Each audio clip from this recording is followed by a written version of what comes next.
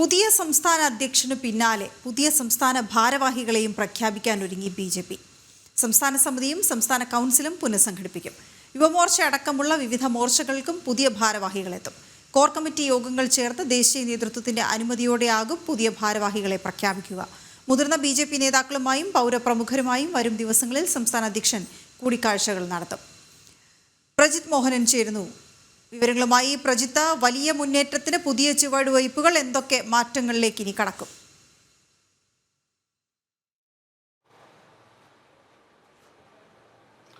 വീണ, സജീവമായ രാഷ്ട്രീയ പ്രവർത്തനം അല്ലെങ്കിൽ സജീവമായ സംഘടനാ പ്രവർത്തനത്തിലേക്കാണ് ഇനി കാര്യങ്ങൾ പോകുന്നത് എന്നുള്ളതാണ്. കാരണം ബി.ജെ.പിക്ക് പുതിയ സംസ്ഥാന അധ്യക്ഷൻ വന്നിരിക്കുന്നു. ഇനി പ്രധാനമായ നടപടിക്രമങ്ങൾ എന്ന് പറയുന്നത് ഒന്ന് സംസ്ഥാന സമിതിയുടെ പുനഃസംഘടനയാണ്. ഒപ്പം തന്നെ സംസ്ഥാന കൗൺസിലും പുനഃസംഘടിപ്പിക്കേണ്ടതുണ്ട്.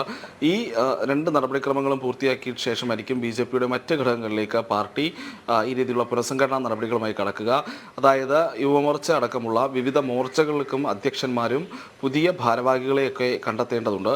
ഈ തീരുമാനങ്ങളെല്ലാം എടുക്കുക ബി.ജെ.പിയുടെ കോർ കമ്മിറ്റി യോഗങ്ങളായിരിക്കും. യോഗങ്ങൾക്ക് ശേഷം കേന്ദ്ര നേതൃത്വത്തിൻ്റെ അനുമതിയോടെ ഈ പറയുന്ന പുതിയ സംസ്ഥാന സമിതി അംഗങ്ങൾ, സംസ്ഥാന കൗൺസിൽ അംഗങ്ങൾ, യുവമോർച്ച അധ്യക്ഷൻ, മഹിളാ മോർച്ച അധ്യക്ഷ, അങ്ങനെ വിവിധ മോർച്ചകളുടെ അധ്യക്ഷന്മാരും ഭാരവാഹികളും മറ്റ് ചുമതലക്കാരും ഒക്കെ ഈ രീതിയിൽ കേന്ദ്രത്തിൻ്റെ അനുമതിയോടുകൂടി കോർ കമ്മിറ്റികളുടെ തീരുമാനങ്ങൾക്കനുസരിച്ച് പ്രഖ്യാപിക്കുന്നതാണ്. അതിനുശേഷം കൂടുതൽ സജീവമായിട്ടുള്ള പുതിയ വീണ സൂചിപ്പിച്ചതുപോലെയുള്ള പുതിയ കാലത്തിനുള്ള ചേർന്ന രീതിയിലുള്ള പുതിയ നടപടിക്രമങ്ങളുമായി പുതിയ രീതിയിലുള്ള സംഘടനാ പ്രവർത്തനവുമായിട്ടൊക്കെ ബി.ജെ.പി. മുന്നോട്ട് പോകും. ഒപ്പം ഈ സംസ്ഥാന അധ്യക്ഷനായി ചുമതലയെടുത്ത ശേഷം രാജീവ് ചന്ദ്രശേഖറിന് വരുന്നത് തിരക്കുള്ള ദിവസങ്ങളാണ് അദ്ദേഹത്തിന് വരുന്നത്. ഒരു പതിവ് രീതിയുണ്ട്. പുതിയ അധ്യക്ഷനായി ചുമതലയെടുത്തു കഴിഞ്ഞാൽ പൗരപ്രമുഖരുമായിട്ടൊക്കെയുള്ള കൂടിക്കാഴ്ചകളുണ്ടാകും.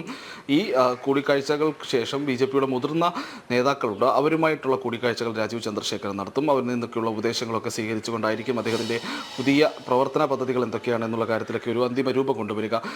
നേരത്തെ തിരുവനന്തപുരത്ത് മത്സരിക്കാൻ വന്നപ്പോൾ അദ്ദേഹം സ്വീകരിച്ചൊരു കാര്യമുണ്ട്. ആദ്യം തന്നെ ഒരു നയരേഖ അദ്ദേഹം മുന്നോട്ട് വെച്ചിരുന്നു. എങ്ങനെ തിരുവനന്തപുരത്തിൻ്റെ വികസന പ്രവർത്തനങ്ങൾ ബി.ജെ.പി. ജയിച്ചാൽ മുന്നോട്ട് കൊണ്ടുപോകുമെന്നുള്ളത്. അപ്പോൾ സമാനമായ രീതിയിലുള്ള ഭാവി കേരളത്തിൻ്റെ വികസന സ്വപ്നങ്ങൾക്കുള്ള ഒരു വലിയ ഒരു രൂപരേഖയൊക്കെ തയ്യാറാക്കിക്കൊണ്ടായിരിക്കും അദ്ദേഹത്തിൻ്റെ വരും ദിവസങ്ങളിലെ പ്രവർത്തനം എന്നുള്ളതാണ് നമുക്ക് മനസ്സിലാക്കാൻ കഴിയുന്നത്.